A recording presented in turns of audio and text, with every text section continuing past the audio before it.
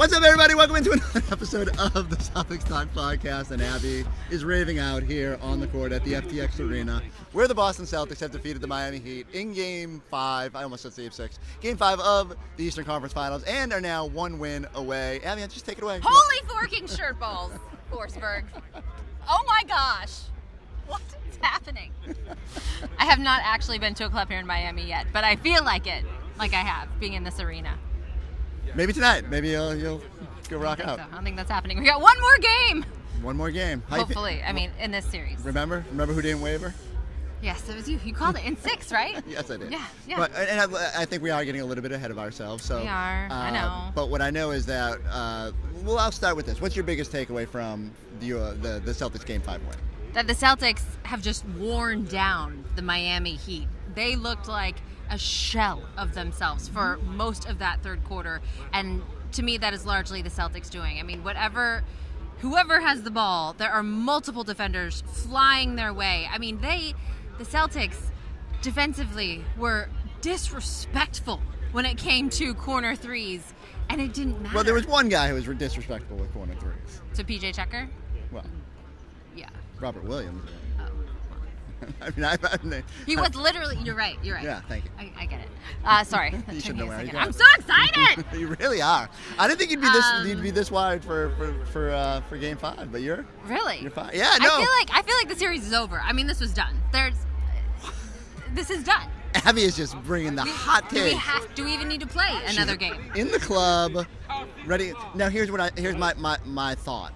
All right. It felt like the Celtics have recognized, one, as you said, that they are the better team in this series, which is something we've said throughout, but also that they don't want to let this linger, where you lose tonight, or if you mess around, basketball gods come back and bite you. Now you got to go back to Boston win, you got to come back to Miami and win, and then you're jumping right on a flight to San Francisco and figuring out what's next. We're presuming a lot of stuff here, but I get something uncomfortable when I start just assuming things. No, that's true. But I feel like the Celtics have now positioned themselves where if they go home and continue to take care of business against a Miami team that does sort of look beat up, but I mean the Celtics are beat up too, but they're just a different sort of beat up. Like they're physically beat up. Yes. I feel like Miami might be mentally and physically beat up, and so now their challenge is to go home, put this thing away, and figure out what's next. Can they do that? The Celtics. I will say, I feel like there has been a shift. After that win in Game 4, the Celtics, very business-like. Let me check. Very little...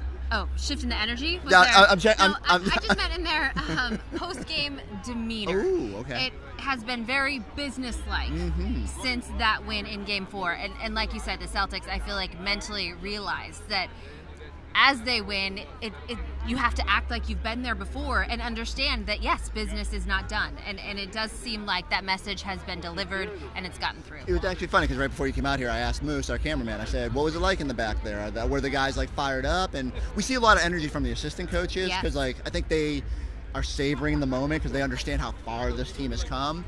But he said the players were very just, here we go. Absolutely. Time to get up to Boston and finish this thing off. And I spoke with Al Horford pregame. He just spoke postgame. And I asked him, because he is the NBA player who has played in the most postseason series, most postseason minutes, and never played in an NBA Finals. And I asked him, can you taste it? Can you feel it? And he shoots it down at every minute. I am focused on the next game, the next possession, saying all the right things. And the way Al says it, you believe him. And so he is... That's good for those players to hear. That's huge, absolutely, and it's huge. He is the leader on this team, and it's big for everyone to hear that message. He might win the Larry Bird Trophy. Ooh. Do you know what that is? Who is? The Eastern Conference MVP. I'm just throwing trivia items at you. What's the Bob Cousy Award? I think that's college, isn't it? All right. Who's your favorite to win that? Well, that's actually a really fun topic. I don't know if that's where we should start. But if I had to vote, I think Al is in the running because he's just been the steadiest player. Yes. Jason is grinding through this thing, and he can have 30 points and impact it defensively. But it's a little bit of the roller coaster, and especially on a night like this. Jalen, same deal. I joked on the postgame show. I said I was ready to bench Jalen in the first half. Really quick. He did get pulled. after the first couple of turnovers. And good on Ime for just reminding them that that's not an acceptable level. And there's one thing you had to do in this series, take care of the basketball, and Jalen was not doing it. And 10 of their 18 points in like the first quarter were off turnovers. Yeah. So best moment of the post-game press conference with Ime, he was asked what was different about Jalen in the second half, and he said he stopped turning the ball over. And then he just that was it. Next question. Perfect. That's the perfect response, and I hope he gets that message across. But yeah, like Al has been probably their steadiest player. Rob's been like super impactful when he's out there, but he hasn't been out there for all the games. Marcus, same thing. Like Derek White has actually been really, really good, and has moments where he like downshifts a little bit, but I can't quibble with that because he's had to fill in for Smart. But I think Al wins it, like which is wild to say, but it's perfect choice because it means so much to him. I do hope that is who votes on that. I hope that that's what comes through because I asked the questions. The numbers on the stat sheet, like you said, just do not jump off the page. So if it is the writers who have been in these arenas and who have watched every single game, I think that Al has a chance. If not, I mean, it's just going to go to Jalen. It's going to be Jason Tatum. Yeah, obviously. I mean, the Celtics, all NBA first teamer. Which isn't a bad choice. No. It's just, I think, when you watch and you dissect the numbers and everything like that. And look, Al had a bad game in the mix. Game 3, he was not good. Bam torched him, and he needed Rob out there. But he didn't have Rob, yeah. So once Rob's been back, it's been able to like let Al do his thing. And so I wonder if he'll factor into that. Again, maybe it hinges They on still got to win Game 6 though. First, all this, you're right. I love that. Contingent. I get too far ahead and you pull me back. You get too far ahead, I pull you back. That's what we're here for. That's why we do good. I do have a question for you though. I did say that I'm the one who asked the questions right there. I'm sorry. Okay. Because I know what my answer is.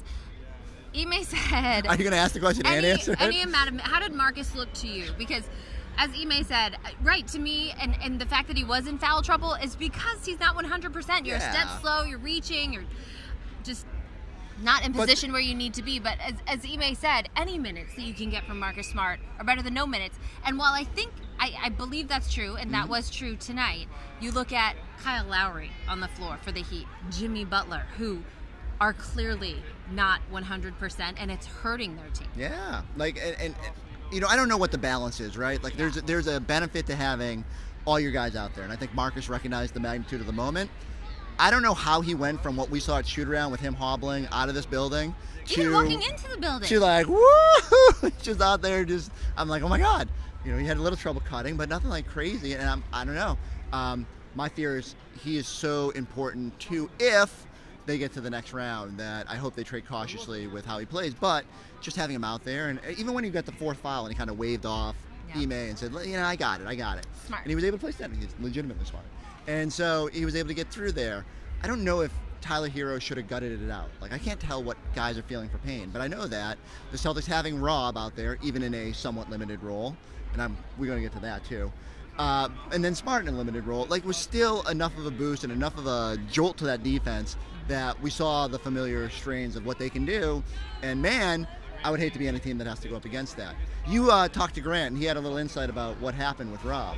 Well, Grant, I don't think anyone told Grant what was happening or what the company line was. Grant told me. He was in the bathroom, I think. So I just said, I'm good to go. Throw me in there. And we started off the quarter right, so he made what will fit. And then Rob came back in, and I think 7-minute mark, 6-minute mark. So just there to have his back. Ime clarified that Rob was getting a little extra stretch in. Well, yes, not necessarily orthodox with what Rob's been dealing with. Was necessary. So you can choose. You have all the information. Everyone out there, you can choose who to believe. What if he was stretching in the bathroom? That sounds uncomfortable. Especially for it's hard floors. 6'10" man. Yeah. I just matching elastic bands and such. It could get dangerous. What did you want to talk about? Your guy, Rob? Oh well, no. I was saying like that was my question about Rob. Question. Like why did he disappear? He's okay. I know. Everyone, I sit next to Chris here in FTX Arena during the games, and when Rob did not start the third quarter, Chris was head on a swivel, trying to figure out exactly what was going on. Slightly catatonic, Very and I saw Grant come on. I said, okay, that's not good. I just thought I thought the knee had flared or something like that. Me too. Yeah. And then he magically Willis Reed out the tunnel. Here comes Rob. Brought my blood pressure down by about 20 points, and so that was Jumped good. Straight on the floor, and then he started swatting shots and stuffing people in lockers, and I felt good again. He's been incredible. I'm trying to think if there's anybody we didn't hit. I want to know. Go ahead. I'm sorry. No, I love it. I love it because it's hard for me to not do this. I know. I love that. This Celtics defense, Dick Leip, the great Dick Leip, who is our stats guy on NBC Sports Boston broadcasts, had a number of stats about this Celtics defense and what they have done to the Miami Heat. What's your favorite number? Holding them under 35% shooting in 2 straight games.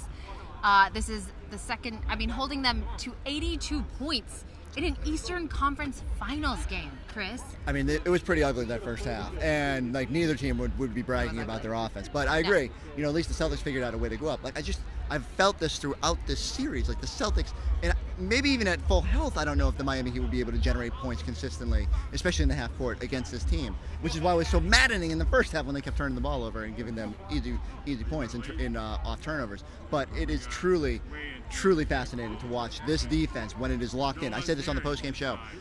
Brad Stevens said it in like March. He goes, I've never seen a defense when everybody is doing what they're supposed to, that moves in unison and just makes all the right plays. And backs each other up. I mean, as soon as someone, Gabe Vincent was driving through, and it's just body after body after body. It's like, you can't go that way. Oh, can't go that way. I don't want to go that way. And it's incredible to watch. Yeah, it's really great. Everyone on the same page. I mean, you hear that cliche all the time about NBA defenses, but the Celtics are literally on a string. Everyone on the same page, completely bought it. And then there was like one where Rob was like in the paint when the ball got to the 3-point line. I was like, oh man, he's gonna get it up. Nope, Rob swatted into the third row, and that's just what he does. So I don't know. I sometimes hate when we come on here and we have nothing negative to say. Glowing, yes. We did talk about turnovers. Yeah, we did, and we slapped Jalen on the wrist for not getting it. Were you worried about Jason's shoulder at all in the first half? Ooh, I was, only because everyone was talking about how bad he was pulling on it. But then he came out in the second half and hit that fadeaway. After that, I was not concerned. How do we get people to follow us around and massage us when we're hurt? And, I would like that to happen. Like we're like, and get hour-long massages every night. What? Yeah. Yeah. Oh, I thought you said you did. I was like, no, I would like that. I was like, much. is that in the contract? Like, I need to figure this out. Just before bed. Let's do that. All right. Well, all right. Well, I got nothing left. I'm just, I'm ready. I'm on. I'm just like the Celtics are business. Like I'm on to Game 6. Let's do it. All right. Abby's gonna go get in the club. They need to turn that. I got places to be. They need to turn that back up. All right. Go like, subscribe, check us out on the YouTube page. Watch Abby bouncing along and having fun. We'll catch you next time on the Celtics Talk Podcast. I really have not been able to go to a club yet, and we're not coming back. So. Ooh, screaming it at these Miami people.